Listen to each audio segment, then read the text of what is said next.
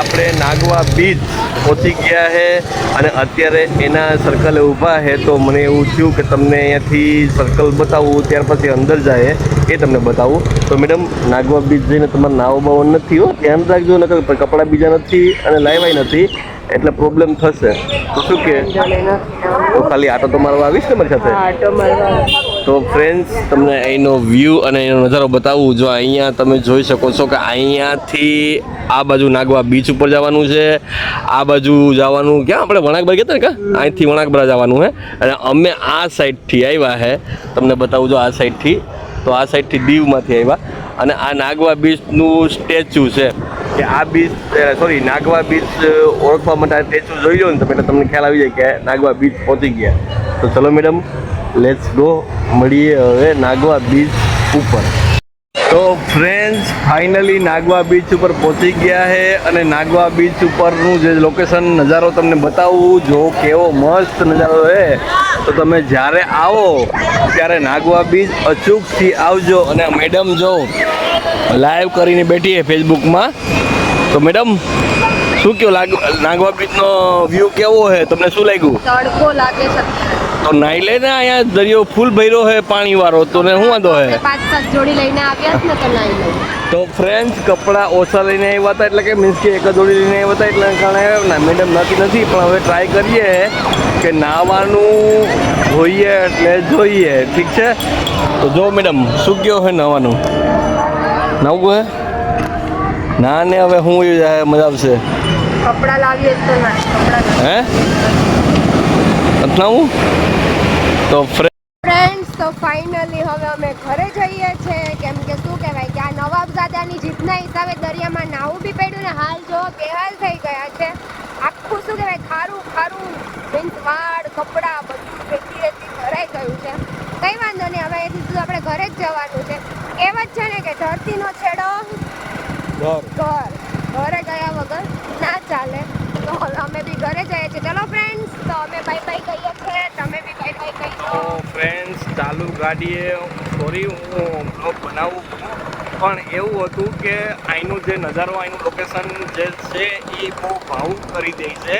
અને તમે ક્યારેક પણ દીવ આવો તો અહીંનું નજારો ને અહીંનું લોકેશન તમે જોશો તો તમને કાંઈ ઘટશે નહીં. તો ચલો ફ્રેન્ડ્સ, બ્લોગમાં કન્ટિન્યુ રહેજો. આપણે દીવથી હવે સીધું ઘરે જવાનું છે અને ઘરે જઈ અને પછી આપણે ડેઈલી રૂટીન બ્લોગ એડ કરવાના છીએ. તો મેડમ ફ્રેન્ડ્સ, તો ચલો ફાઇનલી બાય. હું પણ શું કહેવાય દીવને બાય કહી દઉં છું, તમે પણ બાય કહી દો. આ એક વસ્તુ છે કે શું કહેવાય, સાવ બાય નથી કહેવાનું. અમે શું કહેવાય અરેન્જ કરીએ છીએ કે 2-3 મહિના પછી મેળ આવે તો પાછા આવશું. ત્યારે તો શું કહેવાય કે ફૂલ તૈયારી સાથે આવું છે, જેમ કે કપડાં, રહેવાનું, આ તે બધું. જો ફ્રેન્ડ્સ, અહીંયાનો નજારો બી જોઈ લો અને તમે બાય બાય બી કહી દો દીવને, નાગવાને.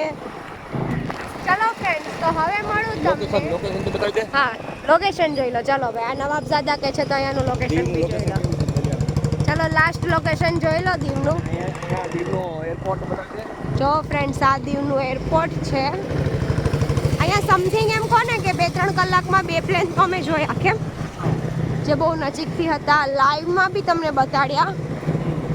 તો ફ્રેન્ડ્સ, અહીંયા બહારથી તો એરપોર્ટ નહીં દેખાય એટલું બધું, કેમ કે દિવાલ બહુ મોટી છે.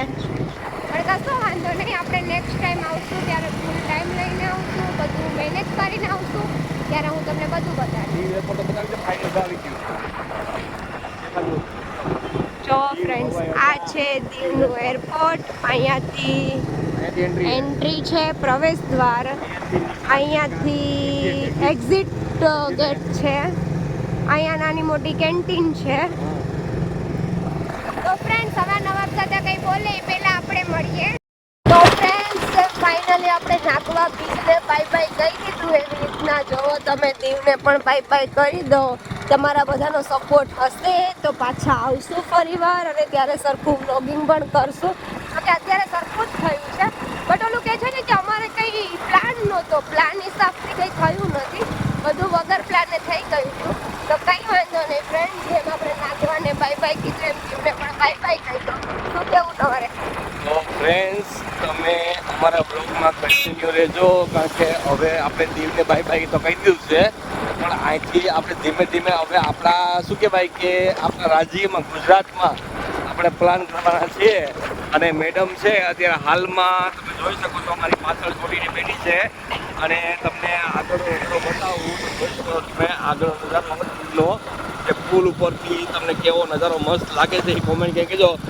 જો અહીંયા જો આખું સમુદ્ર ભરેલું છે. અહીંયાથી આ વ્યૂ જે આવે છે ને એને કંઈ ઘટે નહીં હો. બાકી તો શું કહો મેડમ? સાચી વાત છે, વ્યૂ તો સારો આવે છે, પણ કંઈ વાંધો નહીં. આપણું ઘર તો ગુજરાતમાં છે ફ્રેન્ડ્સ, તો આપણે ગુજરાતમાં તો જવું જ પડશે. અને હું તો એમ કહું છું કે કદાચ ગોવા જઈએ કે દીવ જઈએ, જે ગુજરાતમાં મજા છે એવી ક્યાંય નથી. બરાબર ને નવાબ? કેમ કે ખાવા પીવામાં આપણા ગુજરાતીઓ માહિર છે, બીજું કોઈ રાજ્ય કે કોઈ દેશ માહિર નથી. કેમ કે અમે 2 દિવસથી અહીંયા આવ્યા, ખાવા પીવામાં અમે હેરાન થઈ ગયા. જો કે આપણું ગુજરાત હોય તો ઓલવેઝ ખાવા પીવાનું સારું જ હોય. બરાબર ને નવાબ દાદા? આપણે એમાં એવું હોય કે ગુજરાત તો ગુજરાત કહેવાય ને, કારણ કે ગુજરાતની મોસ્ટ ઓફ વસ્તુ છે ને બધી ફેમસ છે. અને દીવની ભાઈ વસ્તુ તો ફેમસ છે, દારૂ ફેમસ છે, દારૂ થોડો પીવાનો હોય. અને જો તમને બતાવું અહીં દીવમાં ખાલી લોકેશન જ સારું છે. જો તમે મારી સામે જોઈ શકો આ બાઇક છે આપણી બ્લેક પરી, અને આ દીવનું લોકેશન જોઈ લો. અહીંયા જોઈ લ્યો આ દીવનું લોકેશન. અહીંયાથી છે હોળીના દ્રશ્યો અને આ દીવનો સકડો કેમ છે, તમને કેવો લાગ્યો? મજા મસ્ત લાગ્યું ને? જો આ જોઈ લ્યો. તો લેવો મેડમ, હવે તમે કંઈક કહો. ફ્રેન્ડ્સ ચલો, તો મને હું એવી આશા રાખું છું કે જેમ અમે એન્જોય કર્યું એમ તમને પણ બ્લોગમાં મજા આવી હશે. તમને આ આખા દીવના બ્લોગમાં મજા આવી કે નહીં મને કમેન્ટ કરીને કહેવાનું ભૂલશો નહીં. તો ફ્રેન્ડ્સ હવે આપણે મળીએ આપણા નેક્સ્ટ બ્લોગમાં.